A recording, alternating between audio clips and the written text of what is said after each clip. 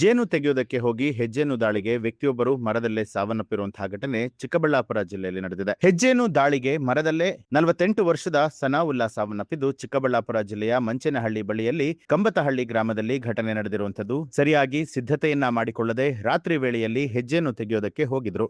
ಜೇನುಹುಳುಗಳು ಕಚ್ಚದಂತೆ ಔಷಧ ಸಿಂಪಡಿಕೆಯನ್ನ ಮಾಡಿಕೊಳ್ಳುವ ವೇಳೆಯಲ್ಲಿ ದಾಳಿಯನ್ನ ಮಾಡಿದೆ.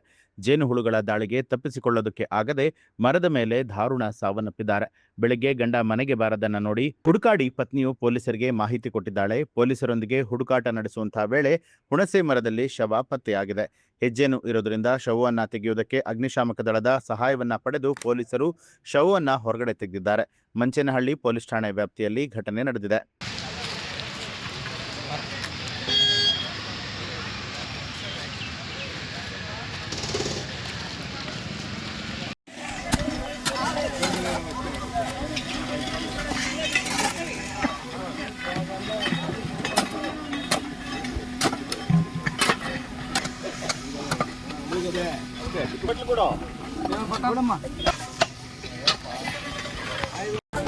ನ್ಯೂಸ್ ಅಲರ್ಟ್ ನಿಮ್ಮಿಂದ ನಿಮಗಾಗಿ.